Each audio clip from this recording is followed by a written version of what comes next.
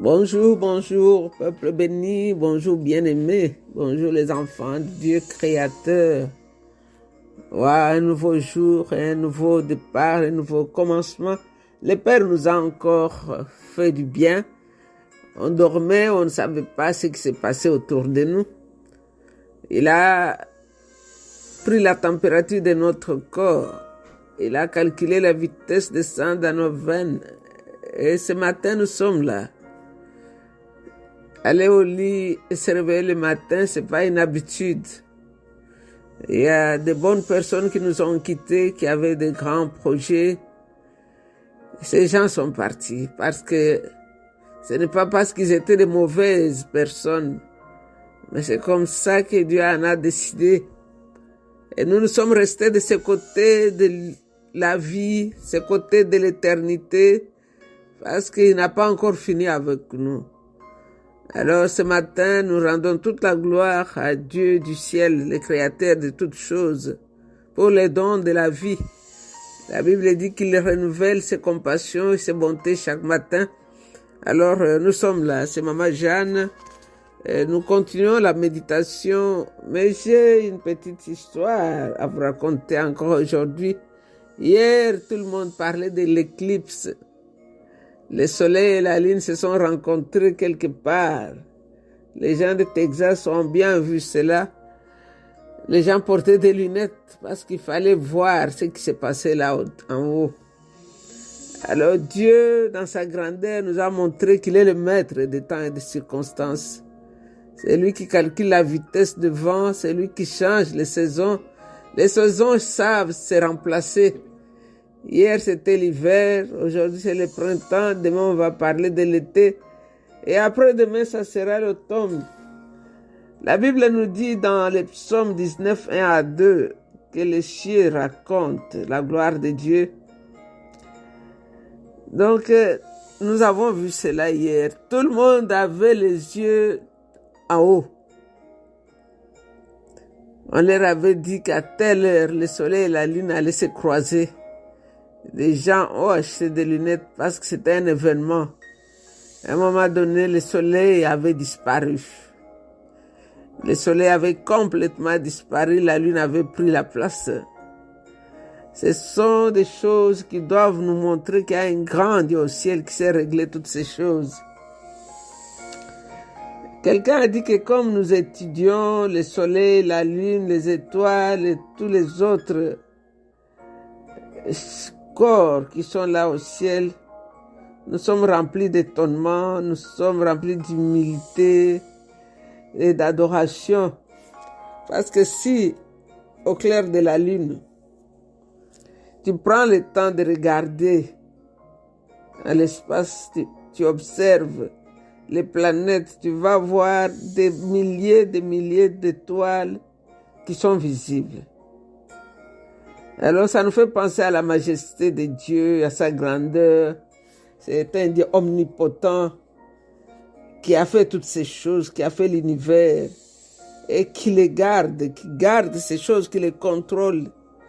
Parce qu'on n'a jamais entendu dire qu'aujourd'hui, il ne sortait pas parce qu'une partie du ciel est cassée, on doit réparer.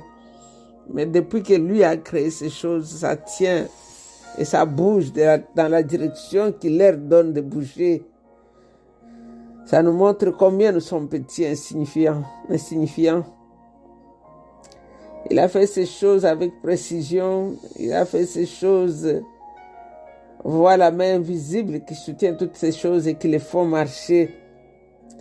On se rappelle quand on était petit, on regardait les étoiles comme des petits points lumineux au-dessus de nous. Mais quand les télescopes ont été inventés, les astronomes ont trouvé qu'il y avait des milliers de ces corps qui bougeaient au ciel. C'était des étoiles, c'était même impossible de compter leur nombre. Et notre petite intelligence ne peut même pas comprendre l'immensité du ciel. Parce que la taille même de notre planète, de son système, personne ne peut comprendre. Et notre grand système, notre grand soleil, fait partie des millions d'autres étoiles qui sont loin de nous. Et le soleil, c'est juste une étoile, comme toutes les étoiles qui sont là en haut. Et il y a le docteur Chaplin qui a référé notre monde à juste une petite tache là, sur la tête. Et puis, il dit que l'océan est aussi petit. Donc, tout ce que Dieu a fait est grand. Quand nous essayons de comprendre notre monde, nos pensées sont incapables de comprendre toutes ces choses. Et quand nous essayons même de penser à l'univers, nous sommes étonnés. C'est comme si nous sommes même paralysés. Nous ne pouvons même pas penser, nous comprendre comment Dieu a fait ces choses. C'est pourquoi le psalmiste a dit, qu'est-ce que l'homme pour que toi tu puisses penser à lui, avec toutes ces choses que toi tu as créées. Quand tu te mets à côté d'une chaîne de montagnes, tu vas voir comment tu es insignifiant. Mais Dieu contrôle toutes choses. Nous sommes vraiment petits, mais Dieu nous a fait grands. Quand tu te mets à côté, même dans les sables, à côté d'un océan, et tu regardes les grandes montagnes, tu vois l'océan, tu vois les vagues qui montent et qui descendent, tu comprends comment Dieu est grand. Et dans toute cette grandeur, Dieu t'a choisi. Qu'est-ce que l'homme, c'est ce que David disait, pour que tu prennes garde à lui. L'homme est si petit, mais l'homme croit vraiment qu'il est grand. Que cette éclipse que nous avons vue hier nous fasse réfléchir qu'il y a un Dieu qui contrôle et qui soutient toutes choses. La parole de Dieu nous dit qu'il soutient toutes choses par sa parole puissante.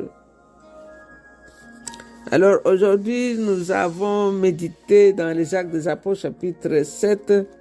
Nous irons du verset 17 au verset 29.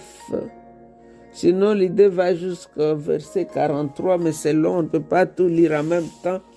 Je vais lire la parole de Dieu. Lorsque le temps approcha où Dieu devait accomplir la promesse qu'il avait faite à Abraham, notre peuple s'accrut et devint de plus en plus nombreux en Égypte. Puis un nouveau roi, qui n'avait pas connu Joseph, s'est mis à régner sur l'Égypte. Ce roi trompa notre peuple et maltraita nos ancêtres en les obligeant à abandonner leurs bébés pour qu'ils meurent. À cette époque naquit Moïse, qui était un bel enfant, agréable à Dieu. Il fut nourri pendant 3 mois dans la maison de son père. Lorsqu'il fut abandonné, la fille de Pharaon le recueillit et l'éleva comme son propre fils. Ainsi Moïse fut instruit dans tout ce que connaissait l'Égyptien et devint un homme puissant dans ses paroles et ses actes. Quand il eut 40 ans, Moïse décida d'aller voir ses frères de race, les Israélites. Il vit un Égyptien maltraiter l'un d'eux. Il prit la défense de l'homme maltraité et pour le venger tua l'Égyptien. Il pensait que ses frères, les Israélites, comprendraient que Dieu leur avait accordé la délivrance en se servant de lui. Mais ils ne le comprirent pas. Le lendemain, Moïse rencontra 2 Israélites qui se battaient et il voulut rétablir la paix entre eux. Mes amis, leur dit-il, vous êtes frères, pourquoi vous maltraitez-vous? Mais celui qui maltraitait son compagnon repoussa Moïse et lui dit, qui t'a établi comme chef et juge sur nous? Veux-tu me tuer comme tu as tué hier l'Égyptien? Quand Moïse entendit ce mot, il s'enfuit et alla vivre dans le pays de Madian. Là, il eut 2 fils. Ok, nous allons nous arrêter un peu là-bas. Nous avons toujours l'habitude de nous poser des questions, de qui on parle, de quoi on parle, et pour notre part, qu'est-ce qu'on doit prendre comme leçon ici. Nous sommes toujours à la cour avec Étienne qui est en train de se défendre. Étienne avait été arrêté parce qu'il avait prêché l'évangile. On l'a accusé qu'il parlait contre Moïse, il parlait contre le temple, il parlait contre la loi. Et maintenant, il est devant le Sanhédrin. Il est en train de se défendre. Mais sa façon de se défendre est vraiment différente. Parce que Moïse, Étienne, au lieu de se défendre, il est en train d'expliquer la loi. La loi qu'on lui a dit qu'il était en train de mépriser. Il est en train d'expliquer. Hier, il nous a parlé de l'histoire de Joseph, comment Joseph avait été vendu par ses frères. Et nous avons trouvé que Joseph était un type de Jésus parce qu'exactement ce qui était arrivé à Joseph était aussi arrivé à Jésus. Alors aujourd'hui, maintenant, il parle de Moïse. Hier, il nous avait introduit dans l'histoire de Moïse. Aujourd'hui, il nous parle de Moïse qui avait aussi été obligé d'immigrer, d'aller chez les Madians parce que ses frères n'ont pas voulu accepter qu'il les défende. Alors nous avons vu, on nous dit lorsque le temps approcha. Donc il y a un temps que Dieu a fixé. Il y a des choses qu'on ne peut pas faire avant le temps, ni après le temps, ça ne va pas réussir. Parce que Moïse ici, nous voyons, il avait fait des choses avant le temps. Il n'a pas attendu que Dieu lui-même l'envoie, lui-même s'est envoyé, et nous voyons ce qui lui était arrivé. Donc hier, nous avons vu les versets 17 au 19. Ça nous prépare à comprendre maintenant la suite de ce qui va arriver. Parce qu'Étienne est en train de parler avec courage, de démontrer avec assurance ce que le peuple juif ne comprenait pas. Et de la même façon qu'ils ont été coupables de la mort de Jésus, c'est comme ça qu'ils ont toujours traité ceux qui viennent pour les aider, les délivrer. Et maintenant, ils ont rejeté Jésus que Dieu lui-même avait élevé, comme il a élevé Moïse. Étienne avait été chargé parce qu'on dit qu'il a blasphémé, il a parlé contre Moïse. Quand nous voyons le verset 11. Alors ici, il est en train de démontrer aux Juifs qu'ils avaient tort, qu'ils sont coupables, en refusant l'homme que Dieu lui-même avait choisi. Alors ici, en parlant de Moïse, il a parlé de sa naissance, de son éducation. Verset 20 au verset 22, nous pouvons voir qu'il dit maintenant que Moïse était un homme puissant en parole. Peut-être c'est par rapport à ce que Moïse a écrit. Nous savons que Moïse a écrit les 5 premiers livres de la Bible. Parce que quand on parle de Moïse, on montre que c'est un homme qui bégayait. Donc si Étienne l'appelle qu'il était puissant en parole, peut-être à cause de ce qu'il a écrit. D'abord, il a été rejeté par ses frères. Et puis, rejeté, il a fui l'Égypte dans le verset 23, verset 28. Et ça nous rappelle aussi comment Christ avait été rejeté. Il a été en exil dans le pays de Madian. C'est ce que le verset 29 nous dit. Et nous voyons ici que Dieu est toujours derrière sa parole pour l'accomplir. C'est ce qu'Étienne ici est en train d'expliquer, de démontrer à ce peuple incrédule. Il dit qu'un nouveau roi est venu régner sur l'Égypte à cette époque-là. Et ce nouveau pharaon pensait que les Juifs étaient devenus trop nombreux. Alors il avait ordonné que tous les nouveaux-nés soient jetés. Tous les nouveaux-nés mâles soient jetés.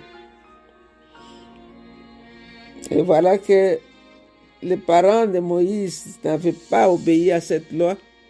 Pendant 3 mois, ils ont gardé leur bébé.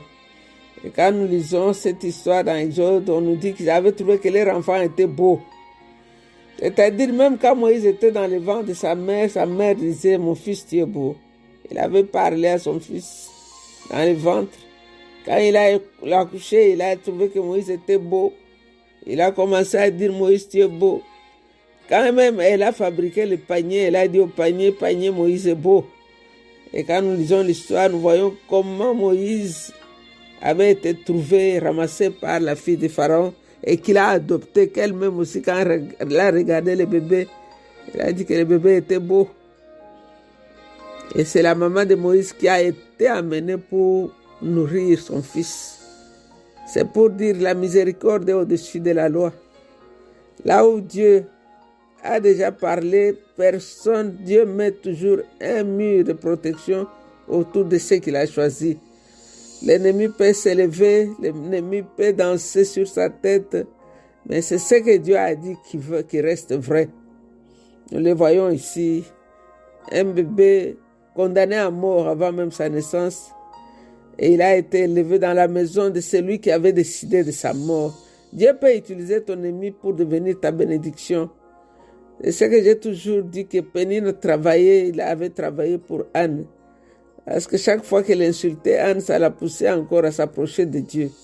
Laisse l'ennemi travailler pour toi, ma sœur, mon frère. Parce qu'ici, nous voyons ce Pharaon même qui a dépensé son argent pour donner l'éducation à Moïse. Moïse a grandi dans sa maison. La maman de Moïse était payée pour venir allaiter son enfant. Dieu est un Dieu de surprises agréables. On nous dit que Moïse était né juste à cette époque-là, là où la loi a été donnée. Mais pendant 3 mois, les parents de Moïse l'ont allaité. Pendant 3 mois, ils l'avaient caché. Et Moïse avait été élevé dans la maison de Pharaon. Alors, pendant 40 ans, personne, excepté la fille de Pharaon, n'avait su que Moïse était un juif, un israélite. Donc, pendant toute cette période, il avait vécu séparé de ses frères, les fils d'Israël. Et nous voyons maintenant qu'un jour, il avait décidé de les visiter. Mais comme il sentait en lui que c'était lui, Dieu avait mis quelque chose en lui que les autres ne voyaient pas. Il ne pouvait pas tolérer qu'il puisse trouver un Égyptien en train de battre les Israélites. Parce qu'en lui, il y avait ça. Pourquoi les autres n'avaient pas vu ça? Parce qu'il y avait ça en lui. Dieu avait déjà placé dans son cœur de voir que ce qui est mal est mal et qu'on ne peut pas maltraiter le peuple de Dieu. Mais il a mal fait. Au temps qui n'était pas le temps de Dieu, ça lui a coûté de s'enfuir, d'aller chez les Madians. Vous savez, Dieu peut avoir dit que toi, un jour, tu seras ministre, tu seras pasteur. Mais si tu y vas avant le temps de Dieu, ça ne va pas marcher. Il faut toujours demander à Dieu qu'est-ce que toi tu penses de ce moment. Est-ce que c'est le bon moment? Et c'est ce que Moïse n'avait pas demandé à Dieu. C'est un peu comme David qui s'est levé avec ses amis pour aller prendre l'arche de l'alliance. Il n'avait pas consulté Dieu et ça n'a pas marché. Donc attendons le temps de Dieu, faisons les choses dans le temps de Dieu et ça va aboutir. Une autre leçon ici, c'est que nous pouvons voir dans le discours d'Étienne qu'il avait maîtrisé la parole de Dieu. Quand on l'a cherché à faire de lui un diacre, on s'était basé sur sa foi, sur sa sagesse, sur sa crainte de Dieu. Et maintenant, nous venons de voir un autre élément. C'était quelqu'un qui était familier avec la parole de Dieu. Il connaissait la parole de Dieu. C'est pourquoi il est en train d'expliquer ici aux Juifs la parole de Dieu. Moïse, ici on nous parle de Moïse. Il a essayé de délivrer son peuple, mais ça tournait mal pour lui. Et il était obligé de fuir. Parce que la nouvelle s'était répandue rapidement et on avait appris que Moïse était juif et qu'il avait tué un Égyptien. Il était obligé de fuir l'Égypte et d'aller dans le pays de Madian. C'est dans Exode 2:15 que nous trouvons cela.